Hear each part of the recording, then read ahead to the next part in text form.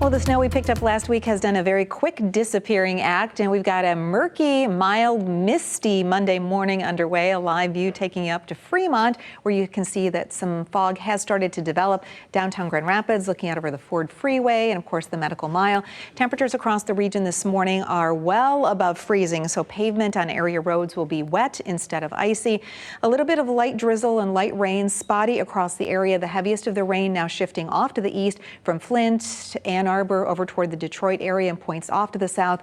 Eastern Indiana, also over toward Ohio and Pennsylvania, and this entire area is going to be shifting eastward. If you have travel plans, catching a flight today, I would say if you're connecting through Cincinnati, maybe over toward the mid-Atlantic states or down through Atlanta, you certainly will have the potential for a few flight slowdowns just because all of that moisture streaming in the atmosphere.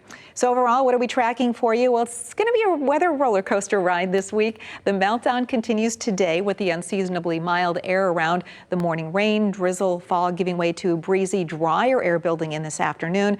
Sharply colder air rolls in midweek, Tuesday into Wednesday and Thursday, and that's going to kick the lake effect snow machine back into gear. So at least some folks will be picking up on a return to some much needed snow, certainly for this time of the year. Mid-40s out there this morning. We've got that southwesterly wind shift underway. Winds will be shifting for all of us to the southwest to west, and that drier air begins to build in.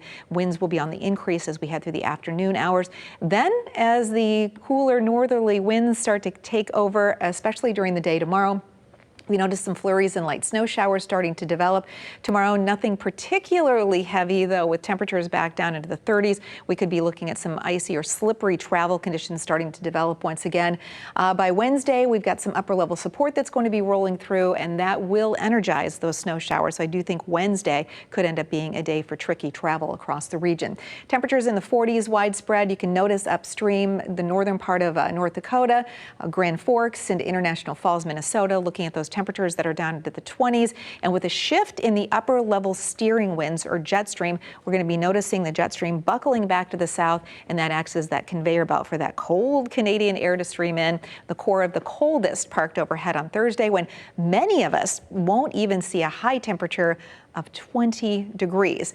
Winds, though, switch back around to the southwest as we head into the weekend. The cold air retreats back up into Canada, and that's going to open the door for a return to some milder air for the weekend. So your Super 7-day planner shakes out like this. Very mild today. Colder air starts to stream in for Tuesday. Wednesday, Thursday is the coldest day. That milder air begins to roll back in. Could still be seeing a lingering wintry mix, especially early in the day Saturday. And the temperature outlook, this is the 8 to 14-day outlook taking us into the beginning of Christmas week. The continental United States above average, and that does include the Great Lakes region. So the promise of a white Christmas looks like that's really not in the cards for us this year, but stay tuned.